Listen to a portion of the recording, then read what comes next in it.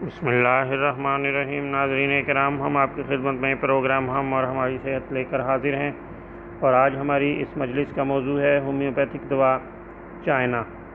باری کے بخار، ملیریا کے غلط علاج سے تیلی کے بڑھنے، نیز خون، مادہ منویہ اور دیگر جسمانی رطوبات کے ضیاع سے پیدا ہونے والے عوارض میں مفید ہے۔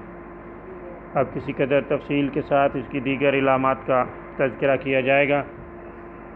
رطوبات زندگی کے ضائع ہونے والی تکالیف میں اکثیر ہے۔ خون یا مادہ منویہ کے کثیر ضیاع سے پیدا ہونے والی حالتوں میں بہترین کام کرتی ہے۔ باری کے بخار میں بہت مفید ہے۔ تیسرے روز، چوتھے روز یا چھٹے روز آنے والے بخار میں مفید ہے۔ گنین کے بد اثرات کو دور کر دیتی ہے۔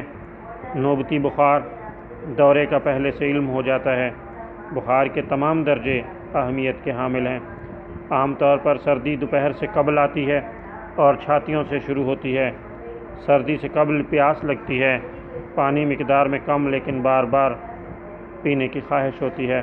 رات کو کمزوری پیدا کرنے والے پسینے آتے ہیں۔ بخار کاہی، پانی کی طرح کا پتلا زکام اور کن پٹیوں میں درد ہوتا ہے۔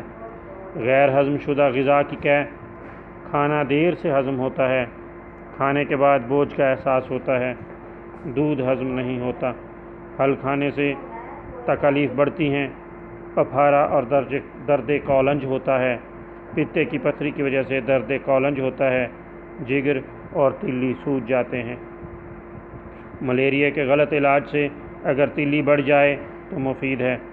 پخانہ غیر ہضم شدہ، اگر کھانا کھاتے ہی پخانے کی حاجت ہو تو اکسیر کا درجہ رکھتی ہے۔ جنسی خواہش بڑھ جاتی ہے، بار بار اخراج منی سے ہونے والی کمزوری میں مفید ہے۔ خواتین میں بھی خواہش مباشرت بڑھ جاتی ہے۔ بچے کو چھاتی سے دودھ پلانے سے آنے والی جسمانی کمزوریوں کو دور کر دیتی ہے۔ خون ملا ہوا لیکوریا آتا ہے۔ بازوؤں اور ٹانگوں اور جوڑوں میں درد ہوتا ہے، اعضاء جیسے رسی سے باندھ دیے گئے ہوں۔ زبردست کمزوری ہوتی ہے اور مریض کانپتا ہے۔ نبض کمزور، بے قاعدہ، کمزور اور تیز، بعد میں طاقتور اور سخت ہو جاتی ہے، اور خون کی کمی بھی ہوتی ہے۔ مقدار خوراک مدر ٹنکچر اور چھوٹی طاقتیں دن میں 3 بار استعمال کی جا سکتی ہیں۔ ناظرین کرام، اب تک کے لیے اتنا ہی۔ آئندہ کسی اور موضوع کے ساتھ آپ کی خدمت میں حاضر ہوں گے۔ اجازت دیجیے۔ خدا حافظ۔